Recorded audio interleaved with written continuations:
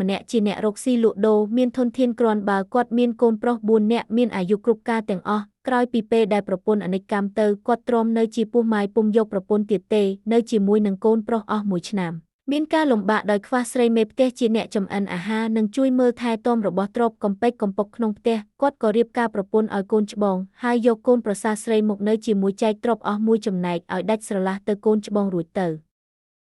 លុះរំលង1ឆ្នាំក្រោយមកទៀតគាត់រកប្រពន្ធឲ្យកូនទី2ចែកទ្រព្យមួយចំណែកឲ្យដូចគ្នាមកគាត់រៀបការកូនទី3ចែកទ្រព្យមួយចំណែកឲ្យទៀតលុះដល់ឆ្នាំជាគម្រប់4ក៏រៀបការឲ្យកូនទី4ចែកទ្រព្យមួយចំណែកទៀតដែរនៅសល់តែផ្ទះមួយក្នុងពុំបានចែកគាត់ទុកនៅទាំងអស់គ្នាដែលគាត់ចែកទ្រព្យរបស់ឲ្យអស់រលីងពីខ្លួនដូច្នេះមកពីគិតថាឲ្យស្រឡះខ្លួនគាត់ហើយនៅទំនេរស្ងៀមចាំឲ្យកូនរកស៊ីចិញ្ចឹមវិញរហូតដល់ស្លាប់ប៉ុន្តែគំនិតគាត់គិតនេះខុសស្រឡះការដែលគាត់នៅជាមួយកូនប្រុស4នាក់កូនទាំងនោះស្រឡាញ់បងប្អូនណាស់ពុំដែលបែកចិត្តគំនិតពីឪពុកនិងបងប្អូនឡើយ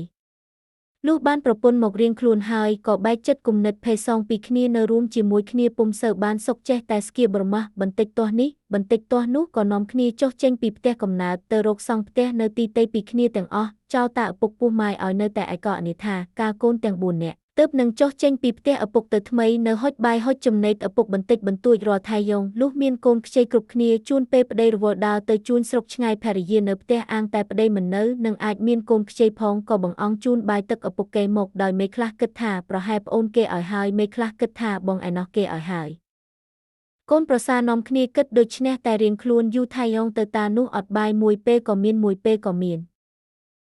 វេលាប្តីមកពីរកស៊ីវិញដឹងរឿងនេះបានស្ដីបន្ទោសប្រពន្ធនាងភរិយាខ្លះដោះសារថាកូនឈឺខ្លះថាខ្លួនពុំនៅជាប់រវល់ទៅជួយញាតិជិតខាងស្រេចតែមេប្រពន្ធវាដឹកមុខយ៉ាងណាប្តីតាមវាទាំងអស់ចំណែកតាពោះម៉ាយអត់បាយគ្មានសម្ពុតអាវស្លៀកពាក់ដល់ថ្នាក់ដើរសុំទានគេបរិភោគរងទុកវេទនាពន់ពេកនឹងលក់ផ្ទះចាស់ពុំបានថៃរកប៉ុន្មានផងហើយគ្មានជ្រកនៅផងកាលនោះមានបុរសម្នាក់នៅកំឡោះមានចិត្តសប្បុរសហើយជាអ្នករៀនសូត្រចេះដឹងច្បាប់ទម្លាប់ស្គាល់គុណទោសច្រើនផ្ទះនៅភូមិចិត្តគ្នាដើរមកឃើញតានោះវេទនាដូច្នោះមានចិត្តអាណិតក្រៃពេកក៏សាកសួរថាលោកតាខ្ញុំធ្លាប់ឃើញលោកតាពីដើមជាអ្នកមានគ្រាន់បើពុកម្ដាយក៏ធ្លាប់ទីពឹងលោកតាខ្លះដែរមិនក៏ឥឡូវលោកតាវេទនាខ្លាំងម៉េចលះក្រែងលោកតាមានកូនប្រុសដល់ទៅ4នាក់ដែលរមែកក៏កូននោះវាមើលបំណាំមិនថែទាំលោកតាសោះក្រែងទ្រព្យរបស់លោកតាមានសល់ទុកខ្លះដែរឬមេច្បានជាលោកតាមិនយកទៅទិញគ្រឿងបរិភោគប្រើប្រាស់តាចាស់ប្រាប់ទៅវិញថាក៏អស់ណាស់លោកចៅឲ្យលាក់បាំងអីពីដើមតាមានទ្រព្យអក្រាន់បើពិតមែនប៉ុន្តែតាអាណិតស្រឡាញ់កូនពេកក៏ចែកឲ្យវាគ្រប់គ្នាអស់រលីងពីខ្លួនទៅគិតថាឲ្យវាចិញ្ចឹមតាវិញឥឡូវពួកវាមានប្រពន្ធហើយថែមទាំងមានកូនទៀតវាឃើញឯងអស់ទ្រព្យរលីងពីខ្លួនវាឥតនឹកនារកតាសោះវាតាមតែប្រពន្ធវាទាញទៅចូលរួនក្តាមក៏វាចូលដែរខ្លួនតាសពថៃឈឺផងនៅតែម្នាក់ឯងម៉ងវេទនាជាទីបំផុតដេកសម្រក់ទឹកផែអ្នកជោគខ្នើយអស់ទៅហើយបាយព្រឹកជាបាយល្ងាចជួនកាលអត់មួយពេលក៏មាននឹងធ្វើការរកស៊ីអ្វីក៏មិនកើតពីព្រោះចាស់ជ្រាគ្រាន់តែដើរស្ទើរតែមិនរួចទៅហើយដូចលោកចៅឃើញស្រាប់តាដេកចាំតែដល់ថៃហុងស្លាប់ទេចៅកំឡោះលាន់មាត់ថាយីអា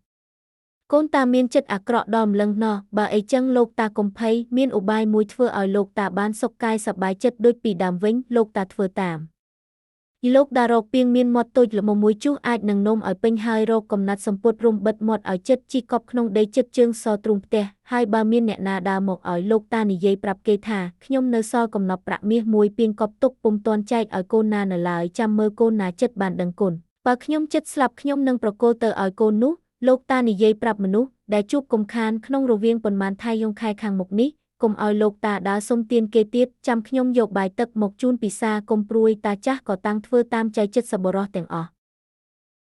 លុះបានប្រហែល5ថៃយងសម្ដីតានោះបានដឹងដល់កូនប្រុសនិងកូនប្រសាទាំង8នាក់វាមានចិត្តលោភលន់ចង់បានកំណប់តែរៀងខ្លួនក៏នាំគ្នាយកបាយទឹកនំចំណីផែឈើទុំខ្ចីគ្រប់មុខនិងខោអាវក្រមាមកផ្គប់គុណជូនតាឪពុករៀងរាល់ថៃយងពុំមានខ្វះថៃណាមួយឡើយតាចាស់បានសះជារោគមានសាច់ឈាមស្រស់បោះមានកម្លាំងប្លាំងសុខកាយសប្បាយចិត្តតាំងពីថៃយងនោះមករហូតដល់អស់អាយុលុះតាស្លាប់ហើយកូនក៏នាំគ្នាធ្វើបុណ្យអធិកអធមតាមទំនៀមរួចស្រេចកូនទាំង4នាក់និងកូនប្រសាគិតនាំគ្នាគាស់ពីងកំណប់ចែកគ្នាប៉ុន្តែក្រែងចែកមិនស្មើភាគនាំឆ្លុះប្រកែកគ្នាក៏ទៅរកគ្រូមុំ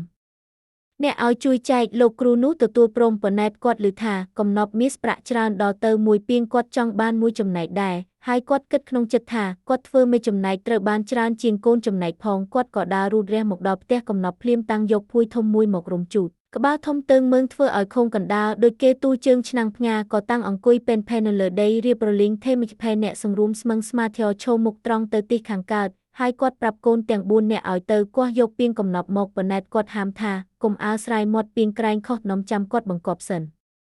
លុះយកពីងមកដល់ហើយគាត់ឲ្យកូនទាំង4នាក់ឈោគ្រប់ទិសទាំង4ថេមិចផែអ្នកយកដៃទាំងអស់គ្នាចាប់លើកពីងត្រូស្ទួយបិទទូលើក្បាលហើយសឹមស្រាយចំណងមាត់ពីងនាំគ្នាផ្អៀងមាត់ពីងស្រោចកំណប់មកលើក្បាលគាត់បើកំណប់ជ្រុះទៅទិសណាប៉ុន្មានត្រូវបានទៅអ្នកឈោកំណានទិសនោះបើកំណប់ណានៅសល់ទៅលើឆ្នូតក្បាលគាត់ត្រូវបានជារង្វាន់លោកគ្រូទាំងអស់កូនទាំង4នាក់ក៏ចាប់ធ្វើតាមបង្គាប់លោកគ្រូមិនហ៊ានឲ្យល្អៀងភរិយាទាំង4នាក់ឈោកាន់កញ្ជើរៀងខ្លួនចាំកើបក្នុងពេលដែលចែកកំណប់នោះមានអ្នកស្រុកចិត្តខាងទៅចាំមើលផងដែរនិមិត្តតែគេលើកពីងបិទទូរួចស្រាយមាត់ពីង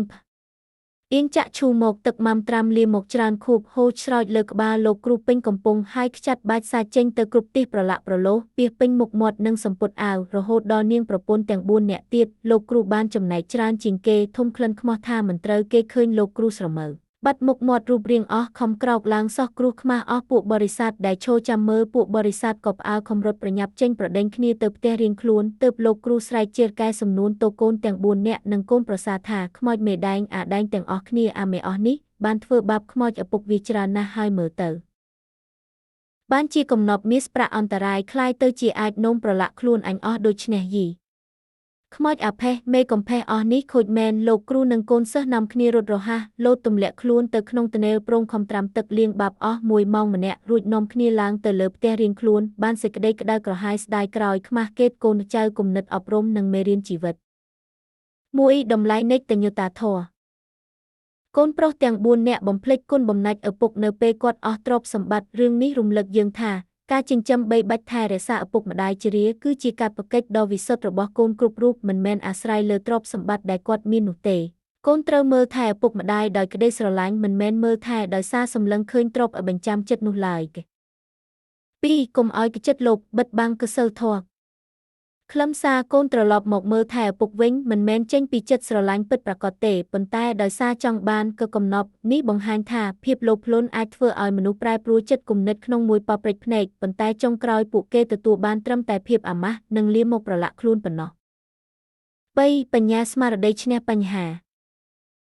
តួអង្គចៅកំឡោះតំណាងឲ្យអ្នករៀនសូត្រដែលមានបញ្ញានិងចិត្តសប្បុរសគាត់ប្រើឧបាយកសប្បុរសដើម្បីជួយឲ្យតាចាស់មានអាហារបរិភោគនិងមានកិត្តិយសវិញវាបង្រៀនយើងថាពេលខ្លះបញ្ហាដែលដោះស្រាយមិនចេញដោយកម្លាំងអាចដោះស្រាយបានដោយការប្រើបញ្ញានិងការស្វែងយល់ពីចិត្តសាស្ត្រមនុស្ស4ច្បាប់កម្មផលនិងភាពអាម៉ាស់ខ្លឹមសារលោកគ្រូដែលចង់បានចំណែកកំណប់ច្រើនជាងគេនិងកូនដែលលោភលន់ចុងក្រោយត្រូវទទួលលទ្ធផលជាលាមកស្រោចពេញខ្លួននេះជាមេរៀនថាអ្នកដែលសាបព្រោះសេចក្តីលោភលន់និងការមិនដឹងគុណនឹងច្រូតកាត់មកវិញនៅភាពអាម៉ាស់និងការរងគ្រោះ5ការចាត់ចែងទ្រព្យសម្បត្តិរឿងនេះក៏ជាមេរៀនសម្រាប់ឪពុកម្ដាយផងដែរការស្រឡាញ់កូននិងការចែកទ្រព្យឲ្យកូនជារឿងល្អប៉ុន្តែត្រូវមានការចេះដឹងក្នុងការចាត់ចែងចែកខ្លះរក្សាខ្លះសម្រាប់ខ្លួនឯងដើម្បីកុំឲ្យខ្លួនឯងក្លាយជាជនអនិច្ចាឬត្រូវរស់នៅតាមដង្ហើមអ្នកដទៃនៅពេលចាស់ជរាបងប្អូននិងក្មួយសិស្សានុសិស្សទាំងអស់គ្នារឿងពីងលាមកនេះបានដាស់តឿនយើងយ៉ាងច្បាស់ថាកុំធ្វើជាកូនដែលមើលឃើញទ្រព្យសម្បត្តិធំជាងគុណធម៌កុំរងចាំដល់ឪពុកម្ដាយមានកំណប់ទើបទៅសួរសុខទុក្ខព្រោះមាសប្រាក់អាចរកបានប៉ុន្តែអ្នកមានគុណមានតែមួយក្នុងលោកយុត្តិធម៌និងបញ្ញានឹងផ្ដល់ផលឲ្យយើងជាសេចក្តីសុខប៉ុន្តែភាពលោភលន់និងការរមើលគុណនឹងផ្ដល់មកវិញនូវភាពអាម៉ាស់ដែលលៀងមិនជ្រះឡើយ